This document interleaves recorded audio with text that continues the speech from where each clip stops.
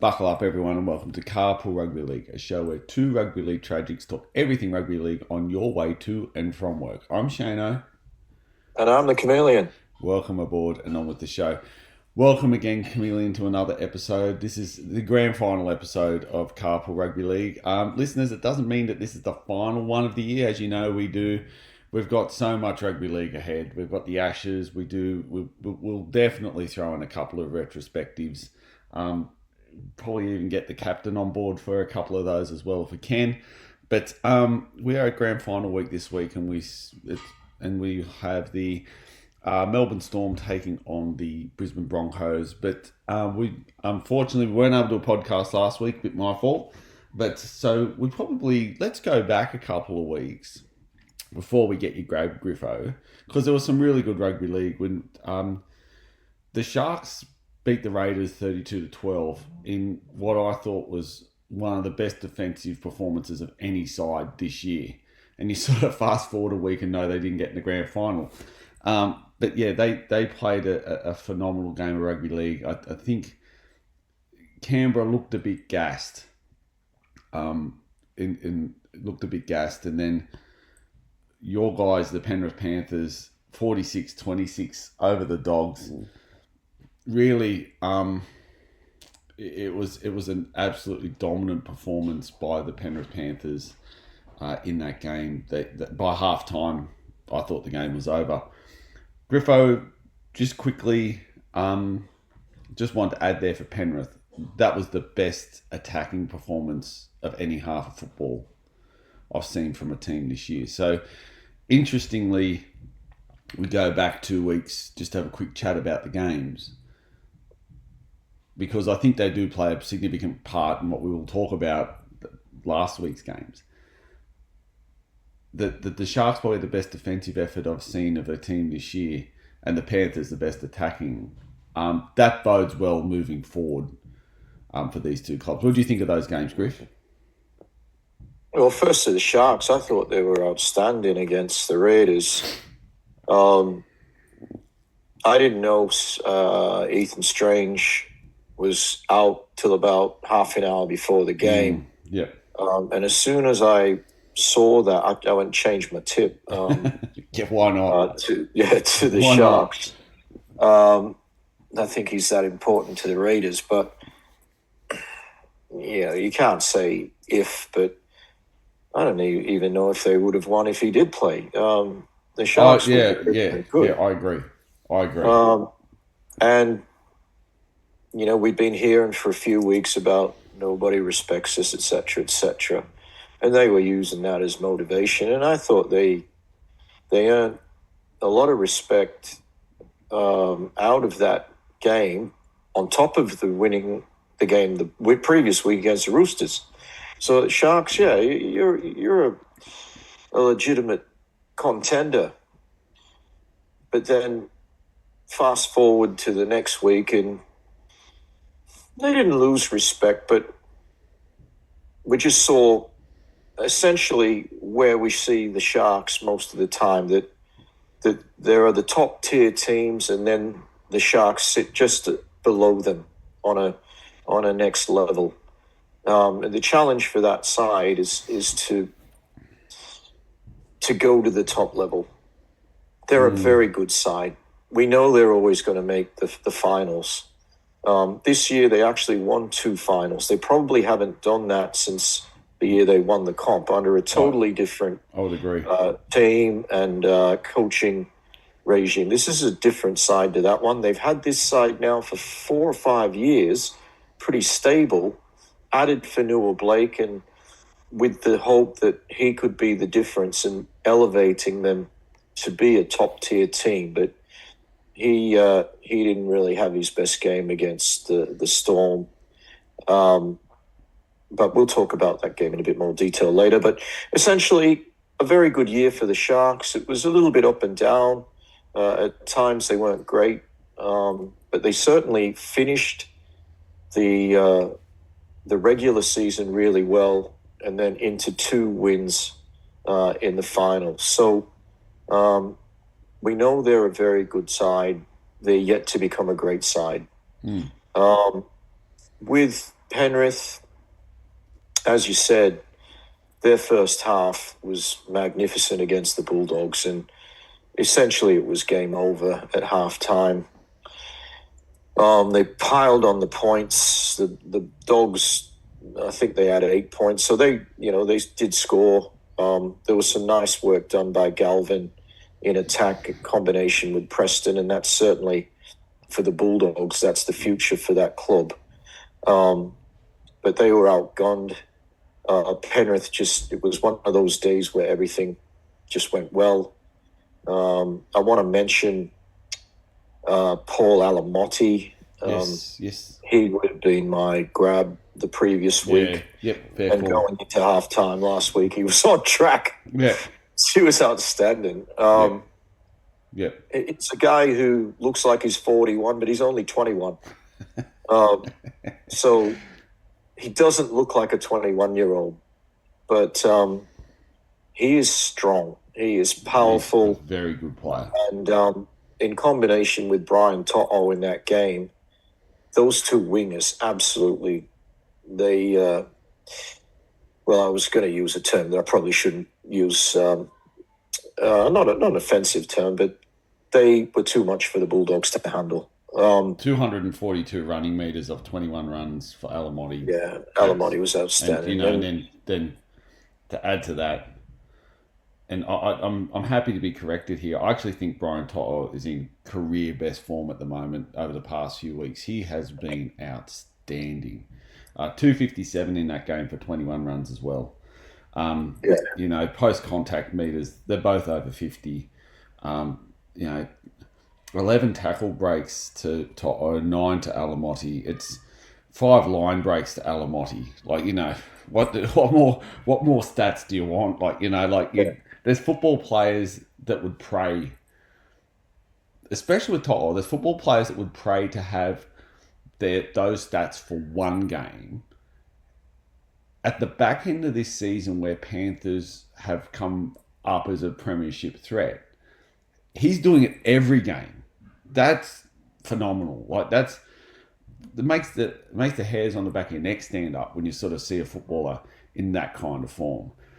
Talking about I just want to go back to the Bulldogs, and I think they're in a bit of a situation, a bit like the Sharks. No Crichton. I know you take Crichton out of any team, that would be massive.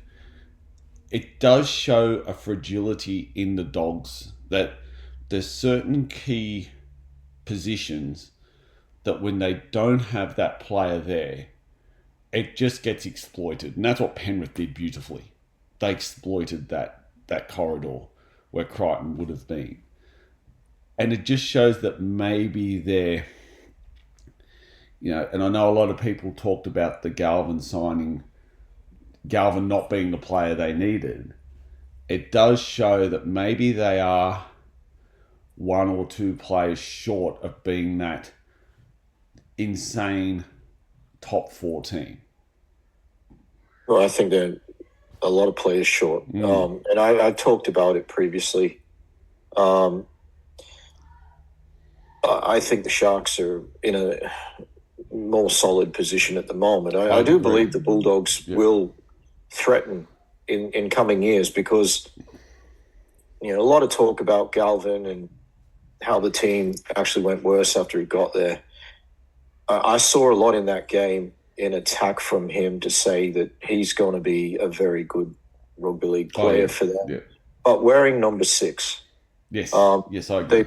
Now, I say this almost sight unseen, other than an under-19 State of Origin game, but Mitch Woods, I'm not sure whether there's more than one of him or not, but he's a guy that's been earmarked to play 7. I think we're going to see Galvin at 6, Woods at 7. Where does that leave Matt Burton? Well, potentially in the centres, potentially fullback, potentially lock, or he might go the way of Marnie and Sexton. And thank you for your service, but we're moving in another direction. In that Panthers game, Burton, 15 runs, 111 metres. 43 post contact. That's good stats from a centre. Like I've often thought that that's his best position.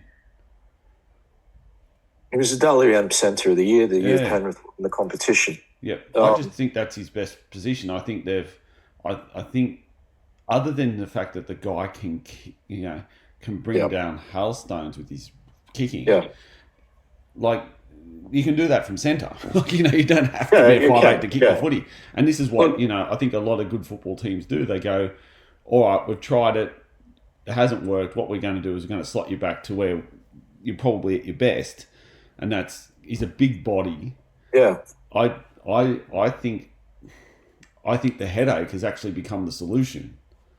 That they've found that's probably his best position. Now, whether they keep they've got to look at who are the best 17 players in their club, and they've got to find positions for them. And obviously Matthew Burton is one of their best.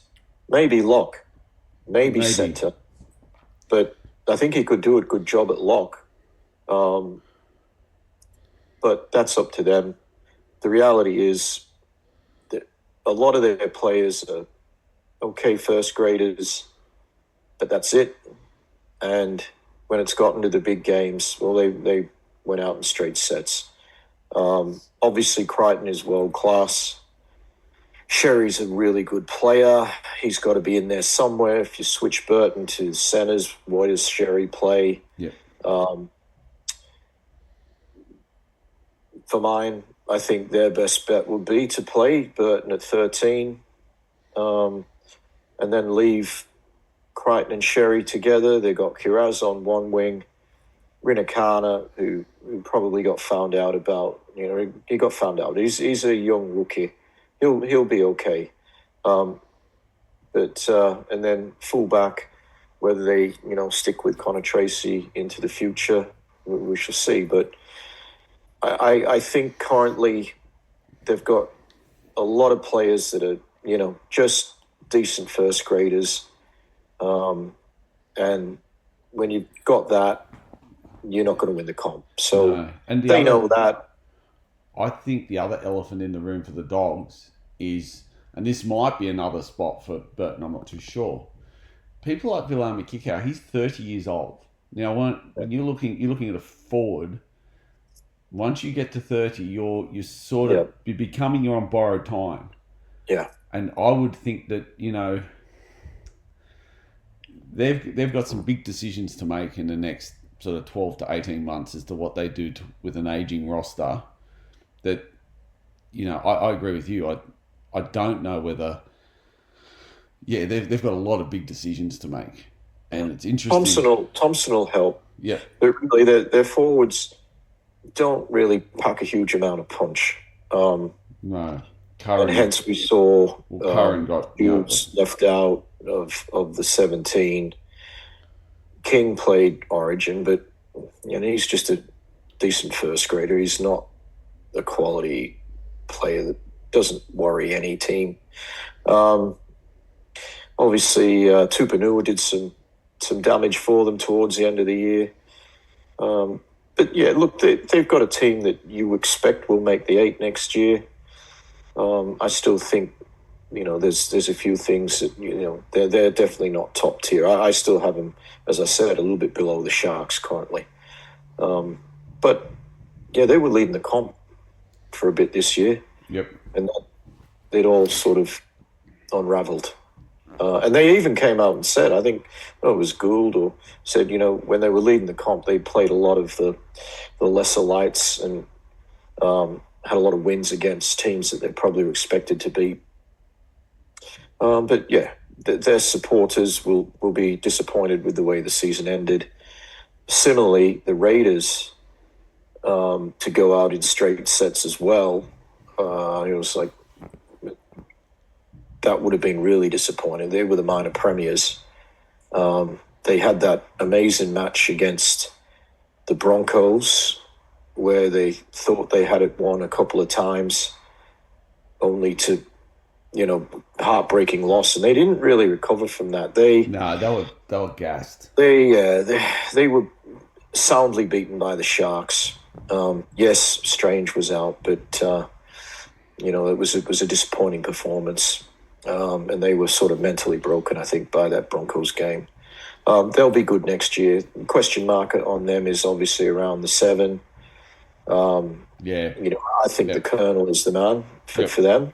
Yep. Sort of untried, I guess, still very much a rookie, Ethan Sanders. But I think he should be their first port of call come next year. I know they've been sniffing around other halfbacks. I'm not sure whether they signed anyone. No. I think they signed Dane Laurie from the Panthers as well. Now, he's not going to be a halfback, but he's a handy guy to have around. But yeah, I certainly think the Raiders will be thereabouts next year.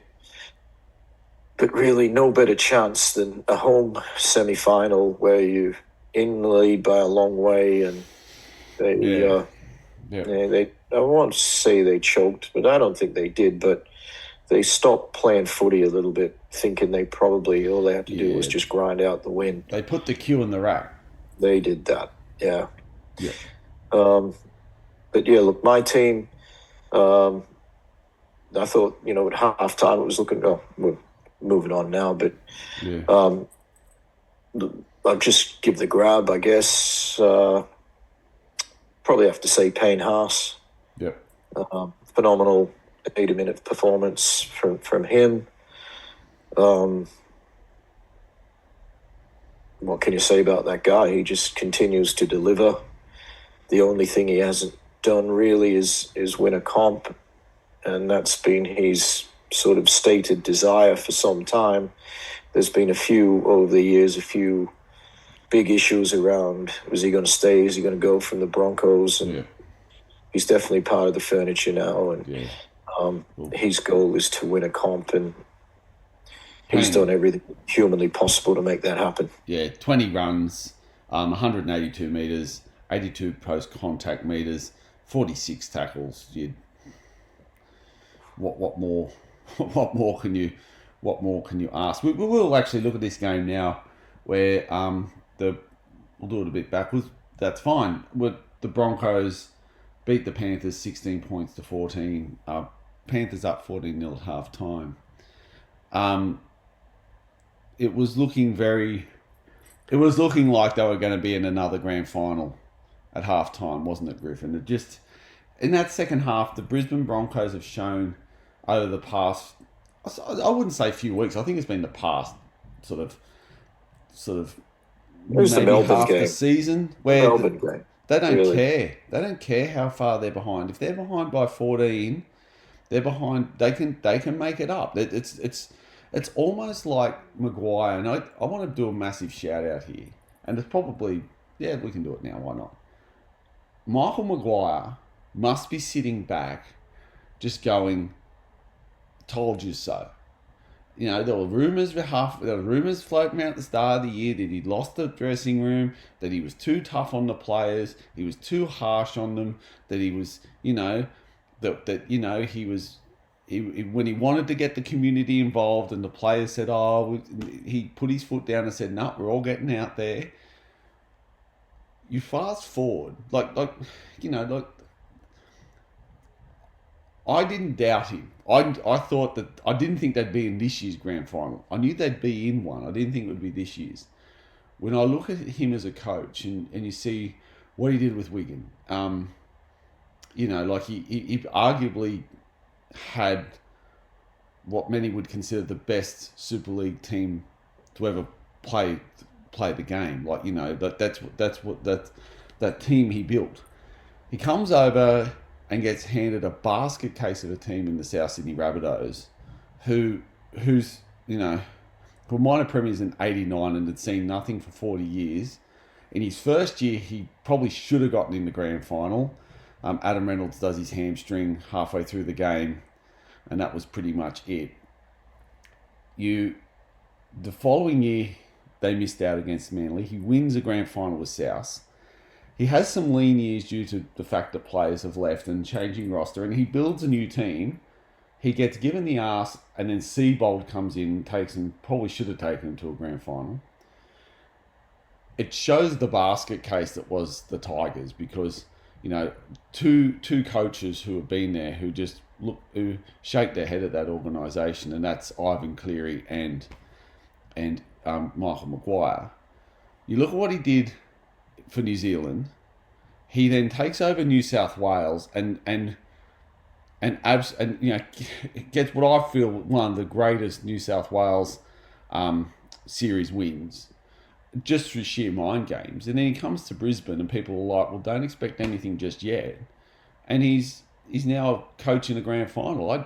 You've got to take your hat off to this guy.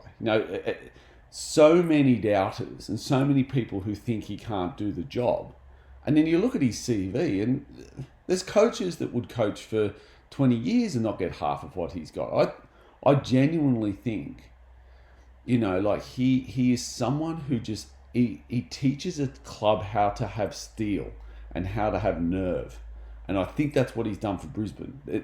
Under Walters, they had no steel and they had no nerve. They just folded like a cheap suit whenever anything went wrong. Michael Maguire has taught them to be tough. And, you get people like Payne Haas, who are great rugby league players. You teach them to be tough. All of a sudden, they're the next level rugby league player. And they've got a guy, Adam Reynolds is doing his thing there. You've got Reece Walsh, who's, doing his thing. And you've got all these players around that now believe in each other and have built a tough rugby league club and are peaking at the right time. I just thought, I know we're going to talk about the grand final, but geez, when you look at the evolution of what Maguire's gone through, the guy must have skin, thicker than concrete. Like, it's just amazing. I take my hat off to him because I think the Broncos have some very good players. I think without Maguire, they don't make this grand final. No, I agree wholeheartedly, Shane. I said it last year when he signed with the Broncos. I said, I'm disappointed for two reasons. One, yeah, we were because the Blues. We're losing a good coach who's right. just got us to win a series. And two, because I know when he goes to the Broncos, they become a threat. Yeah. So on two counts, I was upset about that. Happy about either of that. Yeah, that's fair. That's right. The reality is he's proved himself to be a coach who can get a job done when he's got good players, but not when he hasn't. So, and that's, I guess, that's, you could probably say that about most coaches. Yeah. If you've got the good players, you expect the good results. And without want to bang on about Kevin Walters, who has a magnificent record as a player, magnificent record, he wasn't a good coach. He had an even better squad because he had Flegler and Farnworth in that essentially the same Broncos team without, Ben Hunt is the only real quality addition. But he had Flegler and Farnworth, who were both, at the time, the poor old Flegler's had injuries. Farnworth, they're both world-class players. So the Broncos squad of 2023 was better than the current squad. Yeah. But didn't get the job done. And so, but Maguire has put steel into the team. And that's what I was worried about when he went there. That with the talent that they have, if you make them a team that's tough, then they're going to be hard to stop. And that's how it's panned out. I'll leave any discussion of the game coming up to a little bit later on, but there was a lot of criticism from Broncos old boys when Maguire was signed, because obviously Kevy is their favourite man because he was one of them, played in all those great Broncos teams and had massive support to get him into the job initially. And then, a lot of those Broncos old boys were very critical of bringing in Maguire, a guy from New South Wales, and so on. Well, I'd be interested to know what they're saying now. Those same guys. So would I. Because one win or lose, it's been a success. Oh, it has been, and one. I know there's one very prominent old boy who's on Fox, and he said this won't work. I remember going. We talked about this, Griff, in the podcast on how we were worried about how Brisbane were going to become this team now with Maguire, and how we lose out as New South Wales fans. And then I remember watching. I rarely watch Fox for rugby league analysis, but I was watching it this one day, and he said it won't work. And I'm thinking, wow, man, that you've given, you know, I would love, and I thought to myself, they're going to make the 8. Like, how far they go, I don't know, but I thought to myself, wow, you've made a blanket statement that that can't be hinged on fact, because the guy's done pretty well everywhere he's gone. Yeah. So yeah, I thought to myself, I would love to hear, and I'm going to listen to Triple M very closely on Grand Final day, only because I'll be driving back from Brisbane on Grand Final day. Right. I'm going to listen to Triple M very closely because I want to. They have to talk about Madge, and I want to hear. And I know he's going to be on there, and I know he's going to have to talk about it, and I want to hear what he says, because I remember it clearly. It won't work, and I'm like, that's big words, like. And but look at it now. I sort of partially admire their loyalty to their 100%. Their mates, but it's an irrational. Yeah. Like you throw in rationality out just because you want to back your mate. And we all love our mates, but if you're in, well, he just speaks what he feels, and it's from the heart rather than the head a lot with Gordon.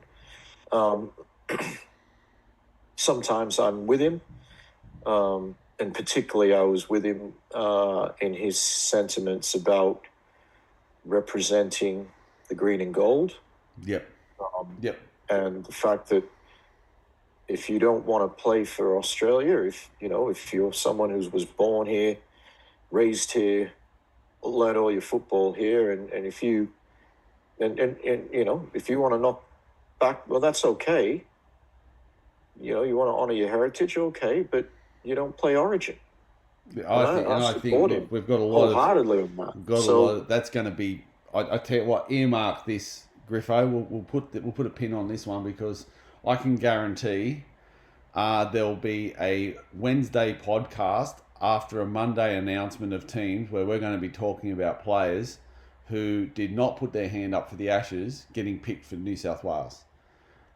NRL have 6 months to work this out. I hope they do it, because in my opinion, I agree whole. And we've said this a million times. They shouldn't be playing Origin. Yeah. Well, I do recognise, okay, if you want to go and honour your heritage, fair enough. But you relinquish your position to represent New South Wales, which you may have grown up in, or Queensland, which you may have grown up and born in. So, and you're actually taken away from someone who would otherwise be there, and who is proud of the country that they were born and raised in, and chooses to represent that country. Yeah. And that's not, I want to see a great international game. We've got to have one if we're going to be long-term viable. But under those parameters, you make a choice. Yeah. And it's a fortunate position to be in, really, where you can pick and choose. Like, it almost makes a little bit of a laughing stock of the game when it's, I'll play for these guys, or I'll play for these guys. It's not a club. It's not club rugby league. No, and it's your national team. I've always said that Origin is a pathway to playing for Australia.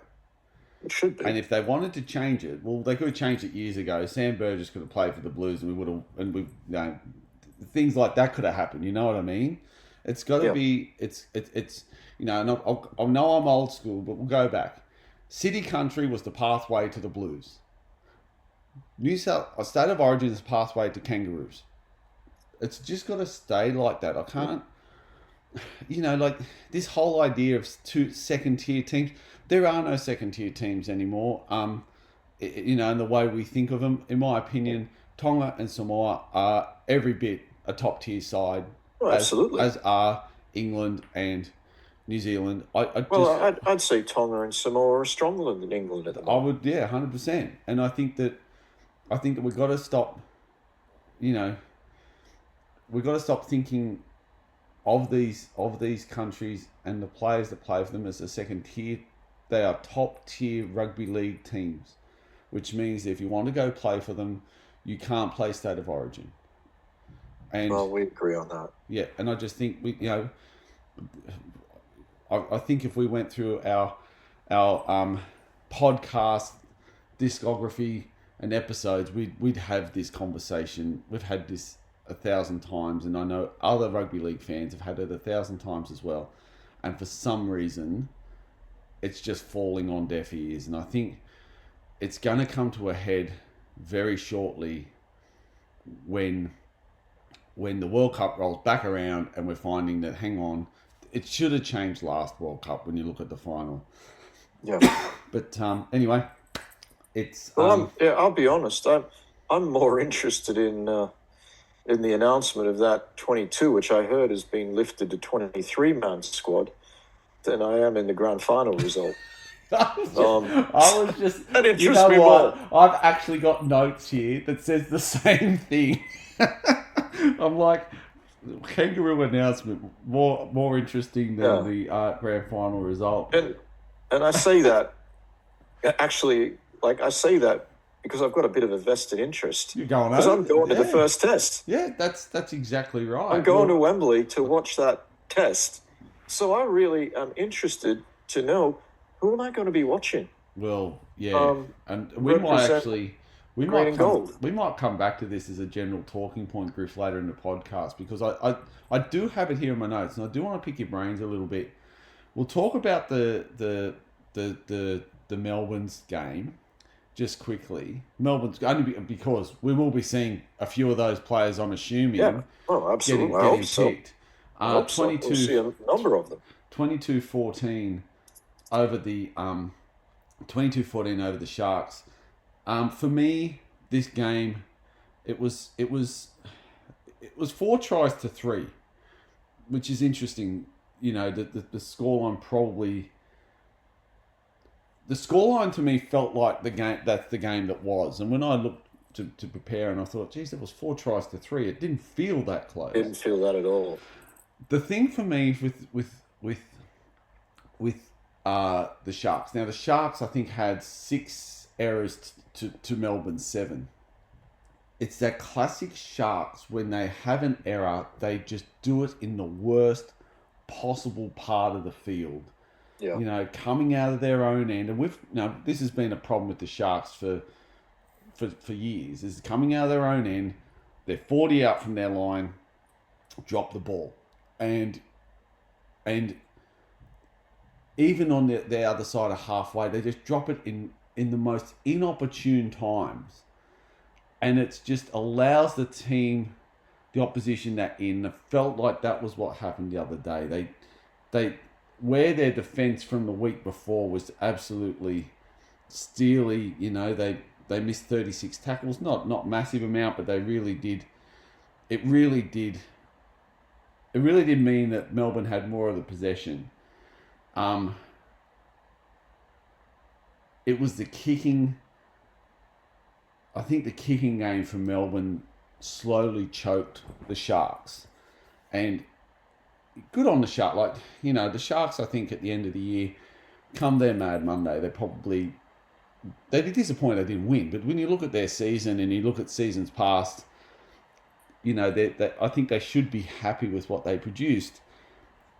I think that moving forward for the Sharks, if you're a Sharks fan, you could safely say that in this team we have a group of players who create a top 8 team for us. maybe even top 4 moving forward. Now, what I saw at the back end from Nico Hines, I'm really excited by. If he can get that, he actually looked like, he wasn't smiling, he was snarling, he was getting angry, and he was getting into the game, and I think that's, I saw, we think about this nice guy Nico, and I saw someone who just had a bit of mongrel about him, and I thought that's the Nico Hines that needs. The other Nico Hines can win games. This is the Nico Hines that can win finals, and they done well. I think they had a very good year. To me, their season is well above a pass mark. I think that I genuinely was worried about them against the Roosters. I thought they'd just go out the back door, and they didn't. So, congratulations to them. Storm. I didn't think they were in that game last week, though. I mean, they were okay in the first half, but when I looked at, they just weren't in the game in the second half. And when I look back and said, it was only an 8-point loss. 3 tries to. I'd sort of forgotten the score, and then I saw 3 tries to 4, and I went, really? Yeah, I thought Storm won by 14, 16, and no, they didn't. They only won by 8. And I don't know what you think, Griff. I thought the Sharks were bumbling their way through that game. Well, the second half, yes. I thought they were okay. They were hanging on in the first half, and they got a couple of tries. But second half, they just weren't in it. And look, the Storm won 6, 7, and 9. Each outpointed the Sharks 1, 6, 7, and 9 quite significantly. And that's the winning and the losing of the game.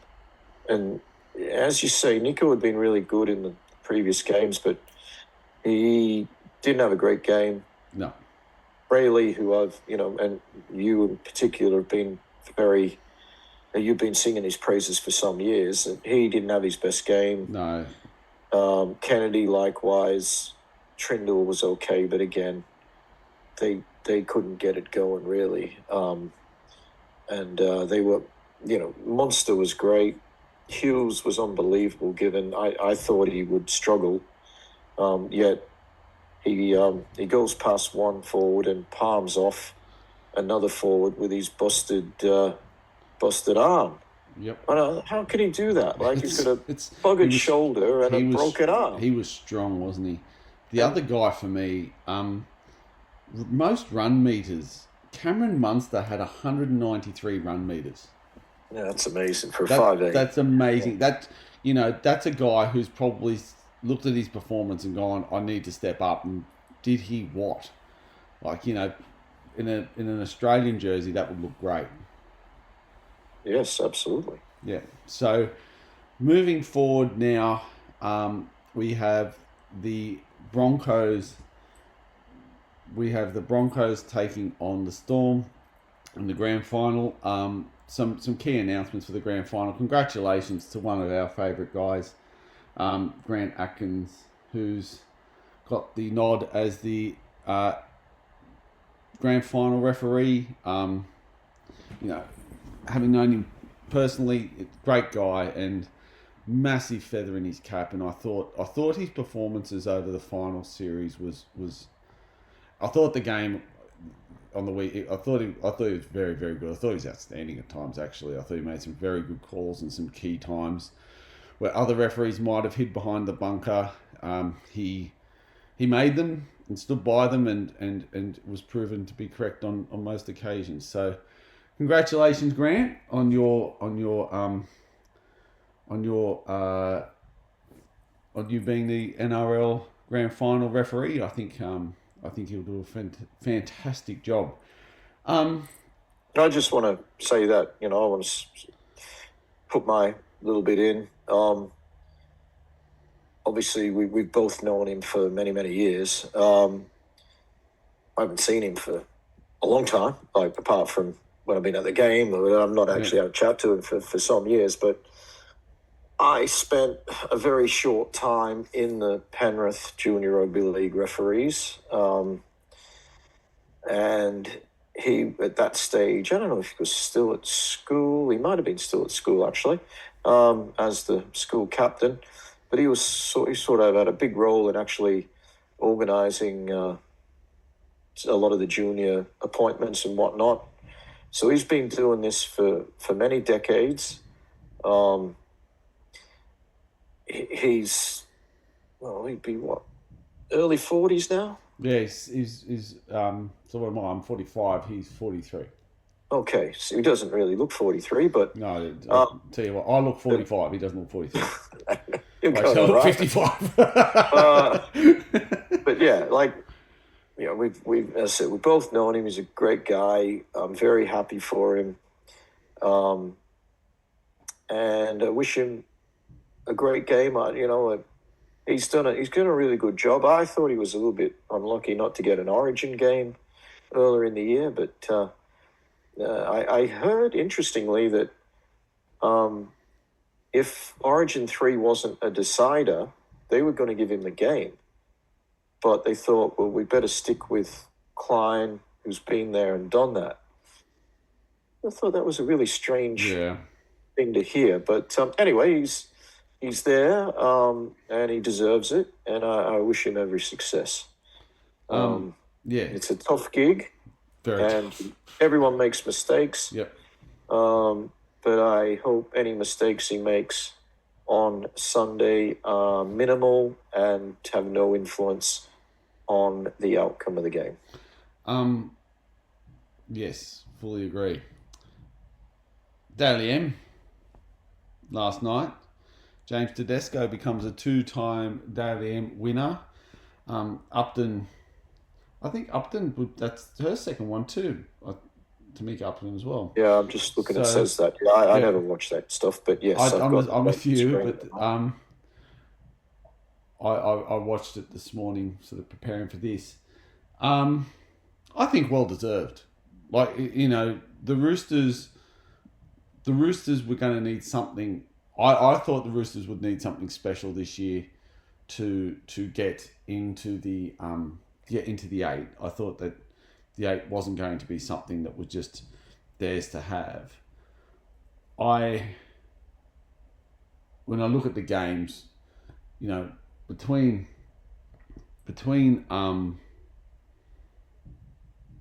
Marky Mark, Tedesco, people like Toya, they had to play well. And when you look at those three guys who received Dally M medals in some way or form last night, and Tedesco with the big one, you sort of I in years gone by I've questioned who has won. I always enter into a discussion with myself. Is there someone better, or was there someone more deserved, or was there someone who influenced the team or a game more than that player? More often than not, I say yes. I couldn't do that this year. For me, in watching I watch most games every week, and I would think that he was in my top 3. And I thought to myself that when I look at the other 2, I probably had one. The team didn't play well at the start of the year, but actually, it was phenomenal at the back end of the year. And the other probably would have taken points off each other. So I think Tedesco was probably a deserved winner of the Dally M medal. Just to go through the team, which is always something that's interesting. We've got James Tedesco, fullback. The wingers are Marky Marks and Xavier Coates. Centres, Tony Staggs, Stephen Crichton. 5'8", Ethan Strange. Halfback was Nathan Cleary. Hooker, Blake Brayley. The prop was Adam Fanua-Blake and Payne Haas. Eli Katoa and Hudson Young as second rowers, and Aaron Clark from the Warriors was the lock of the year. It's a pretty good team. Yeah, look, firstly, Tedesco was definitely the best player this year. It helps if you are able to get on the field every week, which he's been able to do, but not just get out there, but he's had a huge influence on most games. So there's no question. He won the RLPA player as well, which players value more than the Dally M. Dally M gets, it's what sort of goes down as the player of the year officially, but the players see the RLPA award as being the one that really matters the most because it's voted by their peers. He won that as well, so there's no doubt he was the best player in the rounds from 1 through to 27. And congratulations to him. I mean, he's a stellar career, and he's playing as well as ever now. When he first came into first grade, he was a very different player. He'd score length of the field tries, and he was unfortunately dogged by injuries early in his career. And, we could see at the Tigers, he was, he's a great player, but didn't have the consistency, and part of that was injuries. But he, when he went to the Roosters, he's won competitions. He's been the best player in the league a few times, and captained his country, captained his state. He's done it all, and congratulations to him.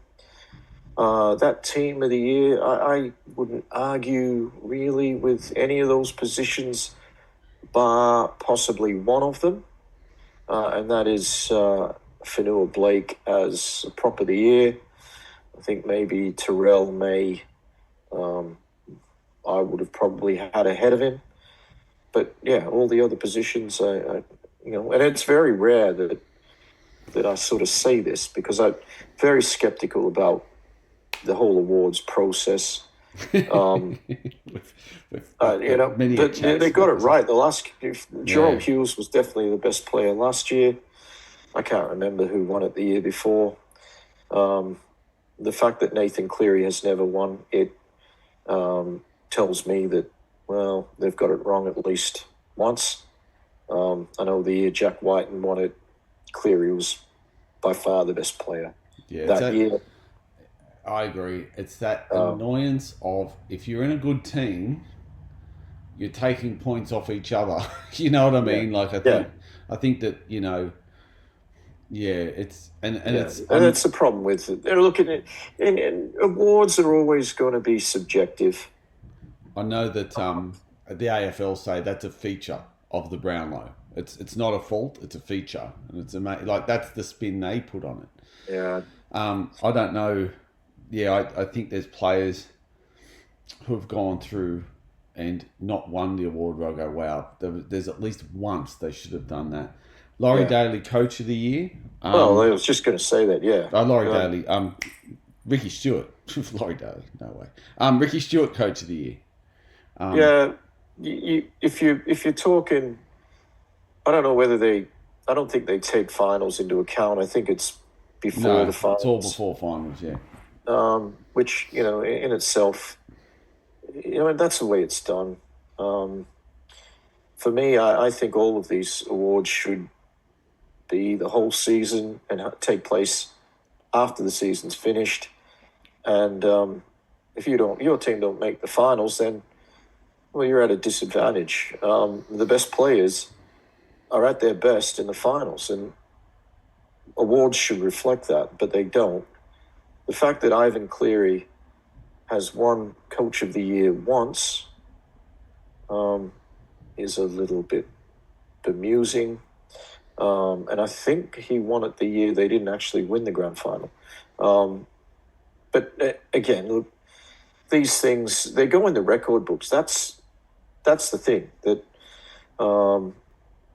and in hindsight, people's careers sort of get judged by how many medals they have. Like Royce Simmons was the best player on the field in the 91 grand final, but they made the decision 5 minutes before the end. I mean, it just defies any sort of logic. When you talk about a game going for 80 minutes, say, we're going to award the man of the match 5 minutes before the end of the game. Huh? I don't know when it gets started or bore people, but I think, the whole awards thing. I agree. Doesn't do it for me. Was it DCE won the At DC, he won it. Yeah, when and it's like, no way. I don't even know how he got it. Like, I was at that game. I'm like, there were about 4 Roosters that played better that game. Yeah. Yep. I mean, it is what it is, but I in this case, they got it right. So credit where it's due. They got it right in the Dally M. They got it right last year. In terms of Tamika Upton, I'll be honest, I haven't watched much NRLW for probably a couple of months. Every time I saw the Broncos play, she was outstanding. And I guess we'll give a bit of time to that grand final at some stage. But Yep. Her leaving the Knights obviously made it tough for the Knights this year. To their credit, they got to the prelim. I know they lost. I really haven't watched any of the finals, but I'll tune in for the game. That there are only 2 teams in the competition, and they'll square off on Sunday. So I'll watch that one. Yep. And Robert Toya, Rookie of the Year. Deservedly. Because Mark wasn't eligible. No, and you know, Kieran Foran, he got the community award and gave one of the best speeches I've ever heard a rugby league player give. I might have to tune in for that. It was website. It was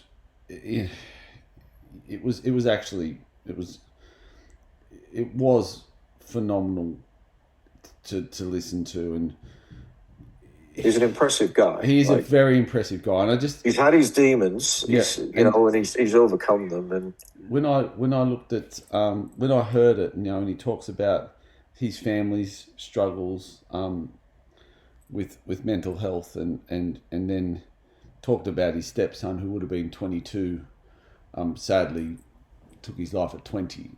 You just went. It takes a powerful human being to talk to that in such genuine and raw terms. I just thought, mate, if I wasn't I've listened to him on quite a few occasions and heard him speak and whatnot, and it's amazing the impressive people in our game that when they talk, you think I couldn't be any more impressed, and then all of a sudden he does that speech last night, and you go, I'm even more impressed now than I was before, and I didn't think I could be. So, I will have to look at that at some stage. Yeah, it's so that's all done and dusted. Daily M. Again, we've had our thoughts. I think they have got the system. It's a better system than what it was. Is it a perfect system? Probably not. But it is what it is. I suppose we'll move forward to the women's grand final. Just on last week, I know that the Brisbane game was straightforward. It was 30-6.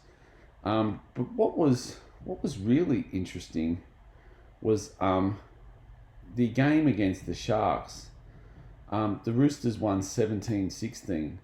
Is that right? And it was. Honestly, I did not know the scores. I just know it was very close. And there was parts of that game when the Sharks scored in about the 60. The Sharks scored in the 61st minute, 62nd minute, got to 16-all, and then they kicked the field goal. The Roosters in the 66th minute, and you just thought to yourself, I actually thought that the Sharks were coming home with a wet sail. That would have been an upset of the year. But the grand final is Roosters versus the Broncos. Look, when you look at the teams, this is the problem with the women's game at the moment, is that you've got very big power brokers who can just seemingly swoop in and take the talent. You've heard my suggestion. I think they need to have a tier system. I think they need to have top tier. They need top tier, second tier, third tier, fourth tier, fifth tier players, and you can only have a certain amount of top tier players, your next tier players, and so forth. I think they need to spread the field. The salary caps, salary caps don't work in a system where the talent pool is still very small. I know it's getting better, and I know people get upset when I say it's a small talent pool. It is still a small talent pool. It's getting better, but it's not where it needs to be yet. And I think they need to go, because if you look at these two sides, they're just stacked. From if you blended these two sides together, you almost got origin teams. This is where it's at. So I think that I think they need to do something about it. The Broncos have been they've been the team all year, led by Tamika Upton, their captain. They've got Ali Brigginshaw, who just seems to go forever. Jada Ferguson, Kelly Joseph, absolutely stacked team from top to bottom. The Roosters probably, on their day, the Roosters I feel are the best side in the competition. The problem is they can be off. The Broncos play the same week in, week out, and if you're better than them, they beat you. Vice versa. If the Roosters have one of their cracking days, they will win this match. I'm actually tipping the Roosters in a bit of an upset, because I think they're going to have one of their cracking days. Isabel Kelly, their captain, centre's doing a great job. Corbin Baxter, 5'8", Keely Davis in a hooker, Olivia Koenig in a lock, Yasmin Strange, second row. They're another team. Like, these two teams, their bench would be starting lineup in most teams. So, look, it's going to be a very interesting game. I actually think we're going to see some very high quality football. But for me, I've got the Roosters winning this one. I think they're going to have one of their days out, and hats off to John Strange, their coach. I think he's really, when they fire, it's this, they play some very creative football. They were off last week. I think they'll be on this week. Belinda Sharp is the referee. Griff, you got any? Who are you picking? I'll go with the Roosters. Yep. Because I want them to win. As I said, I really haven't watched any NRLW for a little while, and even before that, I was sort of just looking at shorts of games. I seriously, I just sort of lost interest unless these two teams were playing. And now they're coming together. The big omission, and she's been out for a few weeks now, but the best player for me in the NRLW is Taryn Aiken. Yeah. She did her ACL, unfortunately. So, obviously the Broncos look strong. The Roosters look strong, but if Aiken was playing, it's Roosters all the way. They've still got a really good side. They're stacked, but the skill level's not as high without her and the team. Big forwards, powerful, but so are the Broncos. And it obviously, earlier in the year, it was a close game. The Roosters got up that day. They had Aiken that day, I think. I'm pretty sure they did. They had a big lead, and Broncos came back and made quite a game of it. So everyone's known from day dot that this was going to be the grand final, and we're nearly there now, 4 p.m. at a core. And so, Roosters for mine. Yep. Yeah, I think so too.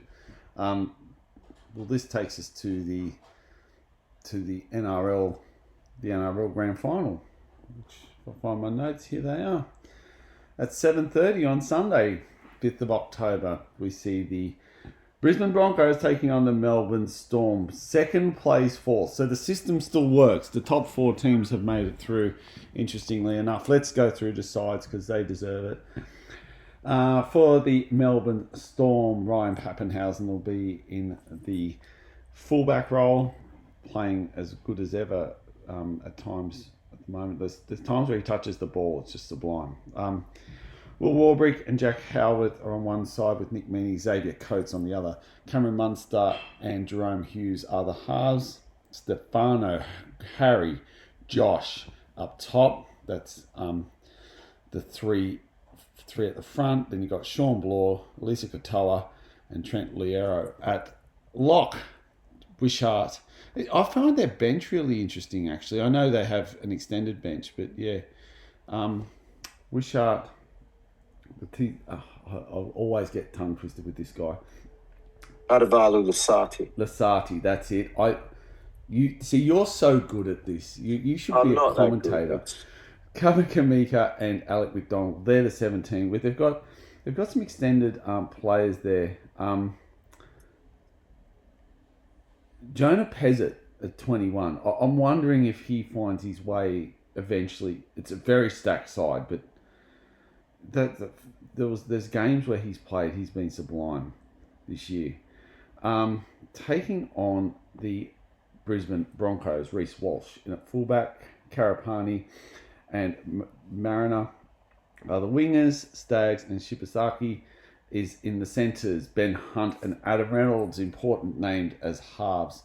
That pushes Ezra Mam into the interchange bench, if you're wondering where he is. Jensen, Corey Pakes and Payne Haas, they're up front. Pikura and Jordan Rickey with Patrick Carrigan back in lock. Hetherington, Xavier Wilson and Tyson Smoothie goes to the interchange bench. That has meant that Ben Tolte has dropped off that. Selwyn Cobbo also named as reserve, and of course Michael Maguire's their coach. Craig Bellamy, the coach for the Melbourne Storm, and Grant Atkins, as we said earlier, is the referee for the game. Look, we're probably going to talk a little bit about this game. It's going to be a fierce battle. I think the first 20 minutes of this game is going to set the tone. For me, it's where I've seen the Brisbane Broncos of the last few weeks not care about where they are in the points, not care about where they are on the scoreboard. Just sort of flick this switch and play really enterprising, exciting football. It hurts me to say it. I think Brisbane's going to win this grand final. There's just something about this team. Melbourne, and we're going to talk about, like I said, we'll talk about this at length and positionals and whatnot, but Melbourne are a phenomenal rugby league team. And whenever anyone rides Melbourne off, they come through and make a grand final. I need to see last year's grand final, for example. I thought Melbourne played better in the weeks leading up to the grand final than the grand final. It's probably been, and I just saw at times this year, Melbourne, I think Melbourne will get in front and they're able to hold the lead. I don't think they can do that against the Brisbane Broncos. Patrick Carrigan back for this side is massive. The fact that they got Reynolds, and I thought Reynolds' kicking game was absolutely outstanding last week. I think he kicked for over 300 metres. He really put them on the front foot. He, when they needed a clutch kick a goal, he provided it. Hamstring's still a problem for him, and sort of weekly management and game management. He's been there before. This will be his fourth grand final. So definitely experience in that regard.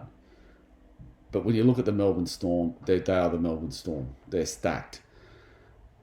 If the occasion doesn't get to the Brisbane Broncos, and at 60 minutes in, they're in the game, I think they just come home with the wet sail like they have done many times this year. It hurts me to say it. Brisbane probably going to win this. For mine, Griffo. Who do you think is going to win, and who's the player for that club who's one player for that club that will need to step up that we may not know about, or who do you think is the player that's just going to have the game of a lifetime? Okay. Firstly, we didn't really talk too much about the game Brisbane did win last week. Mm. Got to give them credit. They were the better side over the 80. Do we miss that game? First half. No, we touched on it. I think we... All right, because we did the other game first. Yes, we did too. Yeah. Yeah, well, we can talk to that now. Look, I won't talk for long, but, I mentioned Haas as the grab. He was outstanding. They got the job done. They got a lucky try where I think Cleary knocked a ball down that if he didn't knock down, probably they were going to score. Yes.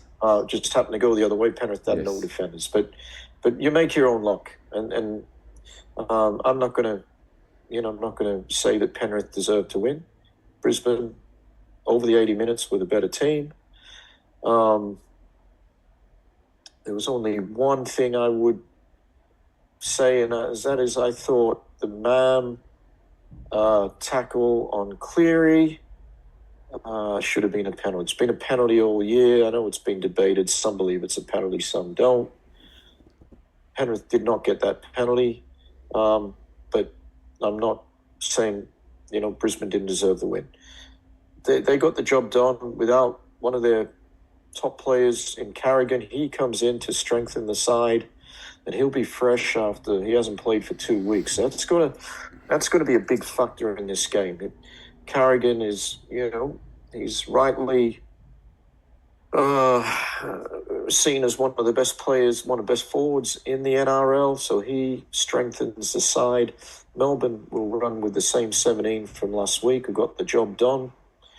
And at the start of the season, I said I believe Melbourne will win the competition, and nothing has changed for me. Their form has been... Well, they haven't played at their best, but they've rarely had their best side on the park. Brisbane, for mine, they changed my thoughts on them when they beat the Storm. It could have even been the last round that they beat them. If not, it was round 26. And I thought, wow, that's pretty impressive, the Broncos that night, because they showed steel in defence that I didn't really think they had. And they've shown it again. They showed it in the second half against Penrith. So this is a different Broncos team mentally to the one that could beat anyone on their day, but also could be beaten by anyone on their off day. They're a stronger team now. Players, I talked about Kevin Walters having a stronger squad 2 years ago, but a lot of the players that are there now are better players than they were, partially as a result of the new coach that they've got, who has made them tougher. And that stands you in good stead in a game like this. But on that Melbourne game, when they beat the Storm late in the season and they beat them convincingly, there was one man who I believe is an elite that didn't play in that game, and that is Harry Grant. So Harry Grant missed that game.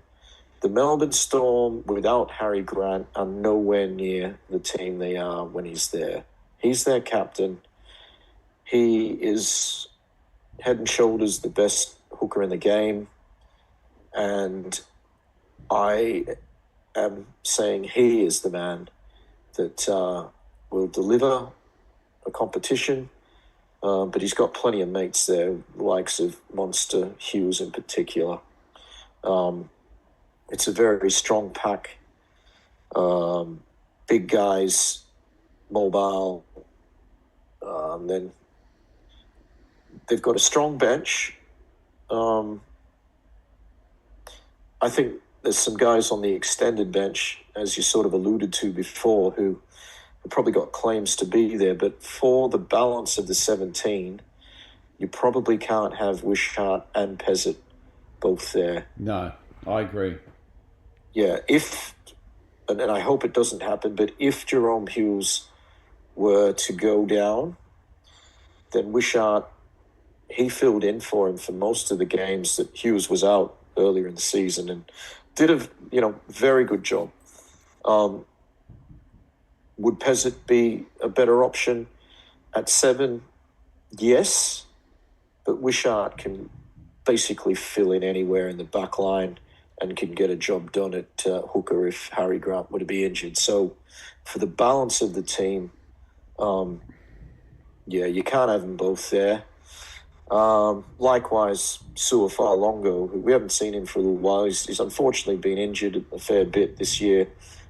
But, he's a live wire who could set a game alight. But Bellamy obviously likes to rotate his forwards. He hasn't got an 80-minute prop like Payne Haas. So he's got to have that rotation.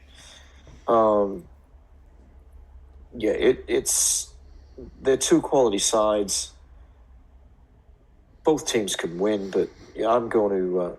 I think also last year some of the younger Melbourne players got found out a little bit in the grand final by the experienced Panthers.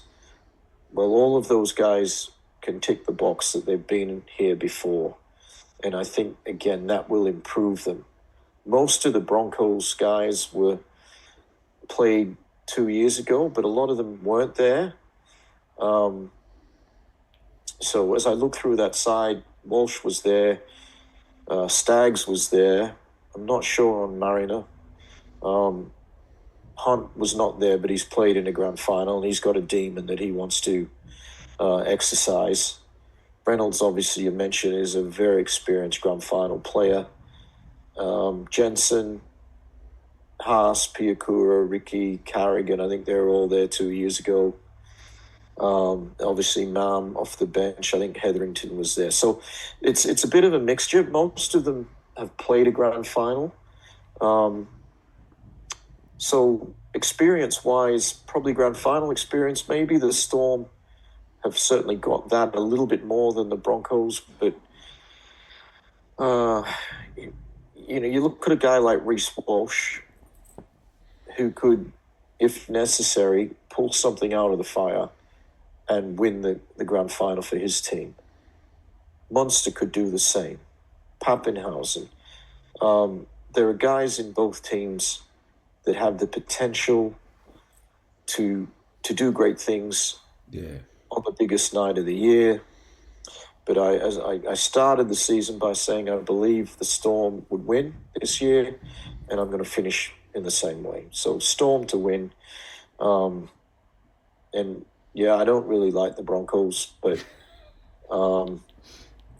I actually warmed to Reece Walsh last week when Scotty Sorensen was knocked out in the second minute of the game. And the concern from Reece Walsh and his captain Adam Reynolds really impressed me. In such a big game at the start of the game, it'd be easy to be pumped up and be jumping around. It was someone's going down, but it was exact opposite. So Walsh, he earned quite a bit of respect from me last week, and I can't say the same about his mate Mam yet, but if the Broncos do win, I will be full of congratulations for them, because they've done it a tough way in coming from behind in two big finals games. So it is really a clash of two fabulous sides. I know Maguire, when he took over this club, he said, I can't remember his exact words, and this again, this has just come to me off the top of my head, but he talked about creating not only football players but human beings. And in the back end of this season for Broncos, I've seen that. I know that I don't want to devalue them as people and say that they were horrible to begin with and Maguire's moulded them. But there were these little things that they had in their game, and we saw that very early on in the Penrith game, that he's actually worked at this, that he wanted to create human beings as well. He wanted to create people of value on and off the pitch. I think that's what he said. I think he said something to that effect. I want to create people of value on and off the pitch. And I think, you can see that in Brisbane now. And I actually think it's actually galvanised them as a team. I think for me, Harry Grant will be the guy. I call it the Cleary moment ever since what he did in the grand final a couple of years ago. I think Harry Grant will need to have a Cleary moment for the Storm. I agree with you. I just think he is the guy. He is the guy. If Melbourne were to win this, I think we'll be looking at Harry Grant as the person that does that. I don't like doing this because I'm hopeless at it, but I reckon you might be all right, Griff. Do you want to predict a score for us? Well, I did say Melbourne win. How about 24-20? 24-20. I think there'll be a few points, but I don't think it'll be a triathlon. But again, I don't think it'll be a complete. With these two teams, with so much attacking potential, they're both going to score some tries. Yeah, I have 24-22 the other way. Okay. We shall see. We shall see. Anything else, Griffo, that's on your mind in the world of rugby league? Yeah, it was something that's come up a little bit. We're hearing more about it this week. Is this 360 or whatever it's called? It's a bit of a concern. They're saying that a number of players are on the verge of signing. RTS, who's well past his best, has signed. Anything that threatens what I love, which is rugby league, the NRL, is something that is of some concern. It's sort of like, I'm not a golf huge fan, but it's sort of like, I guess, the live golf. Yeah. It's coming in with Middle Eastern money funding, which players, if they can earn 3 or 4 times what they can earn, in the NRL, it puts them in a position where, well, it's hard to say no. I'm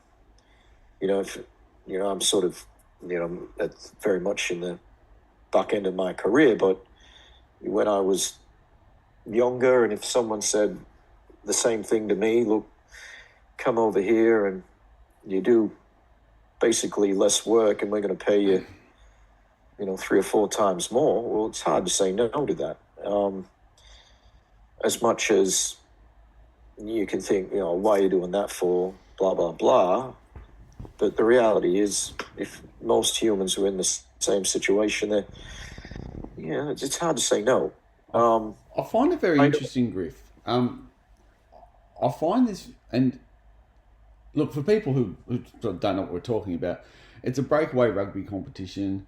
12 teams registered with the United Arab Emirates Rugby Federation. They're going to have Grand Prix weekend style weekends where it's going to be huge. It's a lot like the IPL in the way it's set up. If you're into cricket and you watch the IPL, then that would give it that will give you some idea. England World Cup winner Mike Tindall is the co-founder of this. He was a special guest of Billy Slater in the Queensland coaches box during the State of Origin. One thing I find very interesting is the timing of when they're putting it on. And you talk about live golf. I think one of the guys, John Lofhagen, he was part of live golf. Agent Mark Spores, he's a part of it too. What I find very interesting is the earmarked time for this is October. So the end of October is when this thing's going to go ahead. Rugby League World Cup next year. Yes. When this thing's on. Yes. Yeah. Yes. The other thing is, now I'm looking at the World Cup, Rugby League World Cup at this time, and wondering what's going on. The other thing is, moving forward, this is probably going to go for at least 5 years before we see whether it's a success or not. They're going to put that much money behind it. It'll be a 5-year program. Are we as rugby league fans? Now, it's a 7-a-side rugby. It's a rugby sevens competition, so it's not as if there's 15 players per team. Are we moving forward? Are we going to have to start thinking about certain players leaving the code for the off season and coming back? Because I think that's the next big question in rugby league land. That if it is during our off season, when a lot of internationals and things occur, and interestingly, they've said, yeah. Yes, it's at that time next year, but the following 2 years, it's actually in season time. That's right. Earlier in the year. And that longer right. time. Yes, you're right. You're 100% correct. They've said they're going to release for international rugby matches only, not international any other. So, I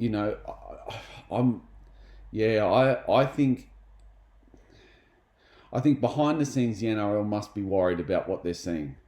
Oh, of course they would be. The allure of playing... Well, no, Marky Mark will not play beyond next year. Next year will be his last season in the NRL. And I think that we've got to maybe think outside the square slightly, because my strong feeling is that they know for this competition to work, they're going to have to grab rugby league players. They know that global rugby's in a bit of trouble, and that's why they're creating this, to try and spark interest in global rugby again.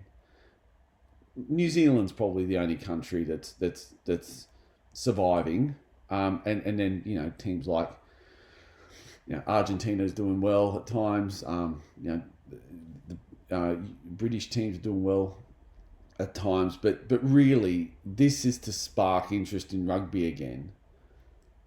I think the NRL really need to say to players, you have a choice to make, but maybe we have to think outside the box slightly and go, well, do we let a player, do we do one of many things? Do we let a player go and come back during the season?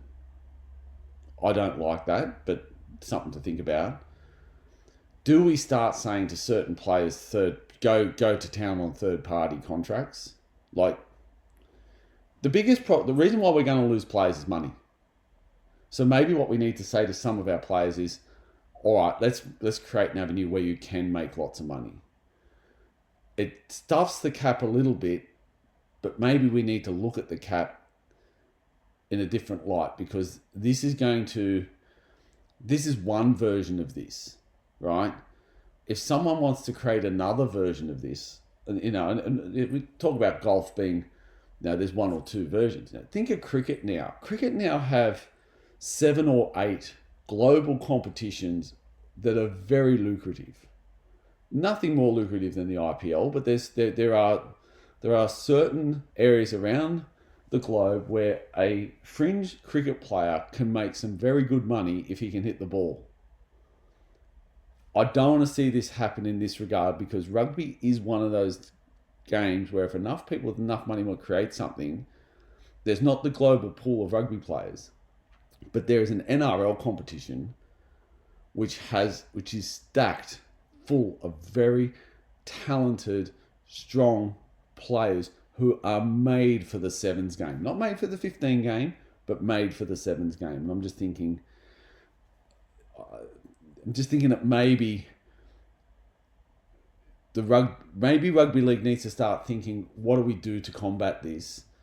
Putting our head in the sand's not going to work. Do we start thinking of, do we say that a percentage of third-party payments are not part of the cap? It becomes messy, but at least it gets players paid, and it may stop a player. I know now we're talking about fringe players, but if someone goes to Ryan Pappenhausen, we're going to pay you $5 million for a year's worth of work. would you begrudge Brian Pappenhausen if he said yes? And this is the problem I see moving forward with this. There's a lot of holes in it. It's a lot of, they've got a lot of money. I don't know whether they'll get it off the ground.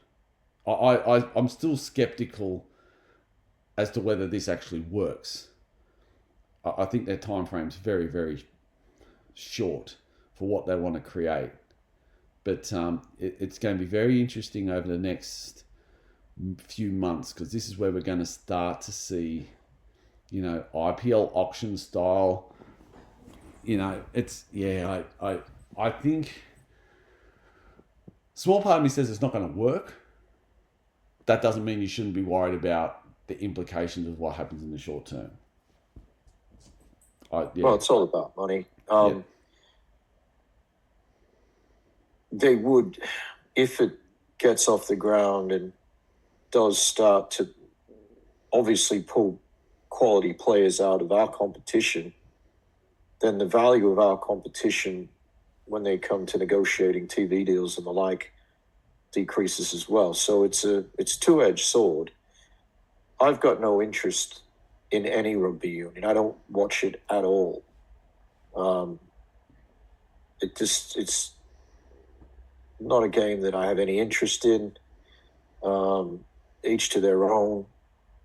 But it doesn't matter if the NRL didn't exist. I still would have no interest in rugby union. And that's just me. There was a gentleman who played a role in that, I'll be honest. Yes, understand. That sort of put me off.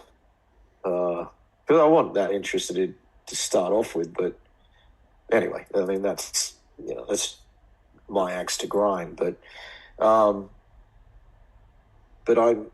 rugby league, always have been, always will be, and irrespective of what may happen, I won't be watching it, and not that that's going to worry them.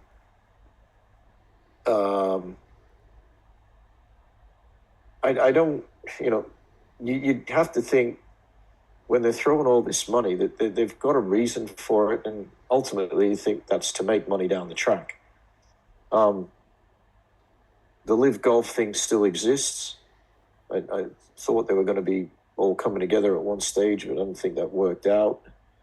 And essentially, life goes on.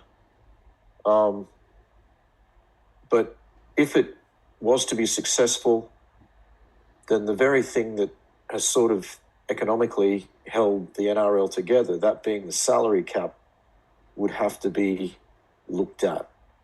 And teams who can generate money, you'd think would have to be then able to spend and keep players in the game. Yeah. Teams like the Broncos, for example, would certainly be able to afford to pay their players more. Not just the Broncos, but I'm just citing them as one example. No, that's you're 100% the Roosters, correct. The Panthers,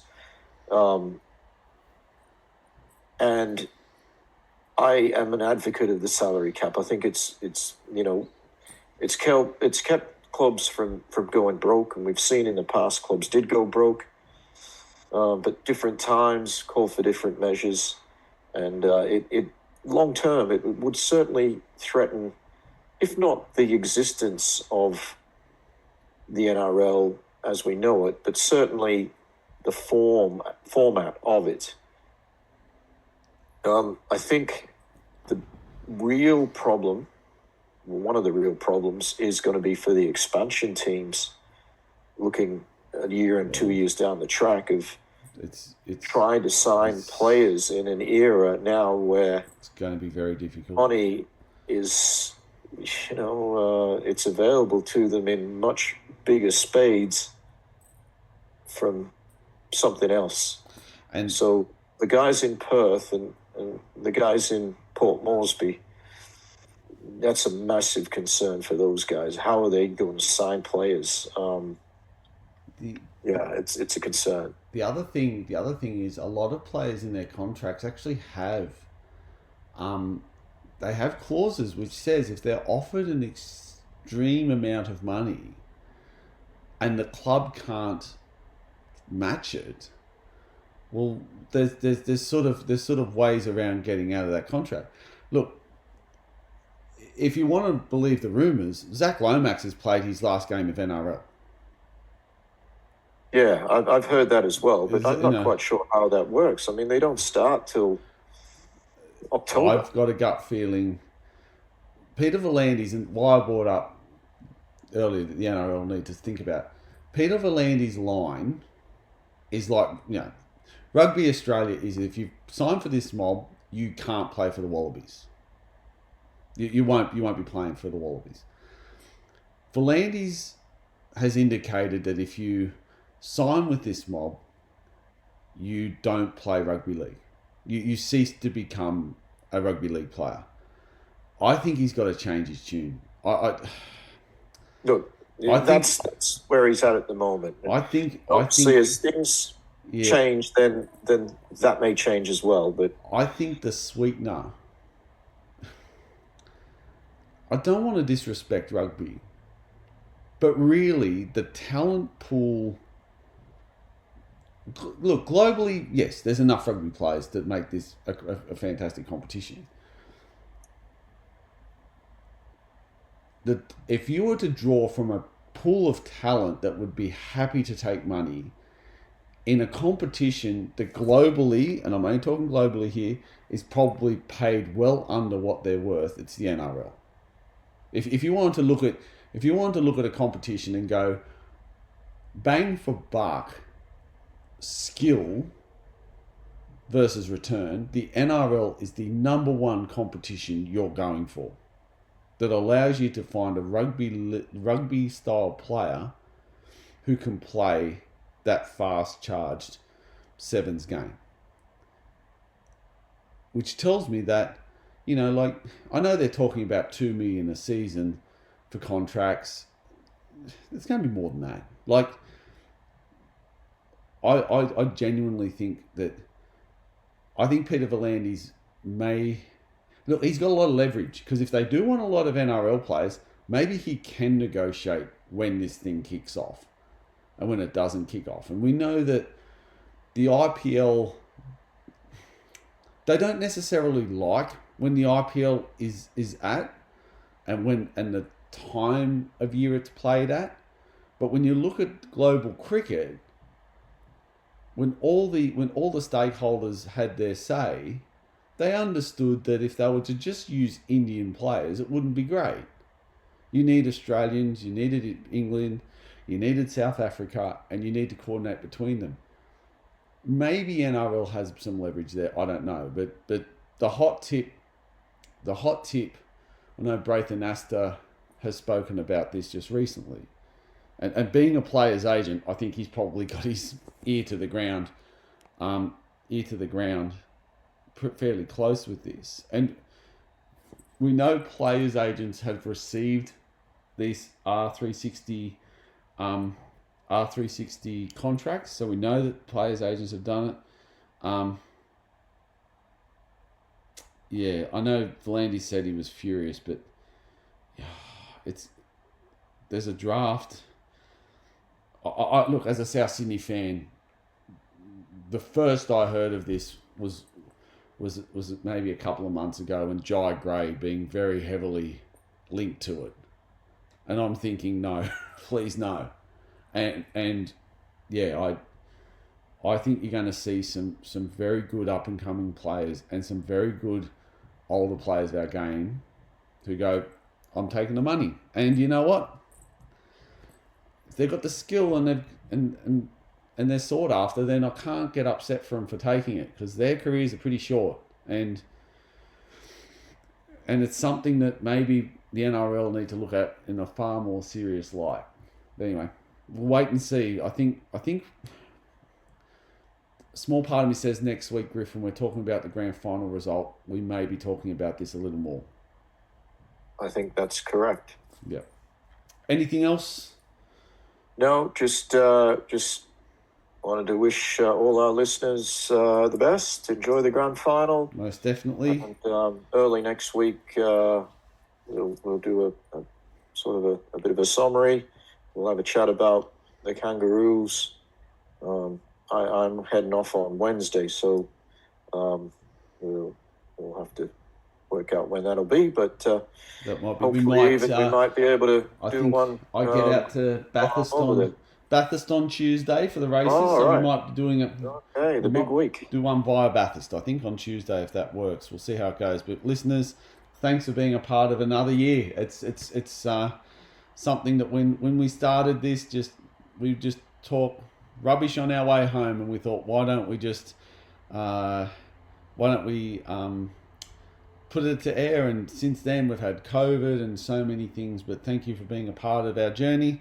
Thank you for listening. Thank you for being a part of it, and enjoy grand final weekend, and wherever you have your grand final day, lunch, dinner, please drive safely, be responsible, and we want you around to listen to us next week. Take care, everyone. Thank you, Griffo. Thanks, mate. Thanks, listeners. Bye-bye.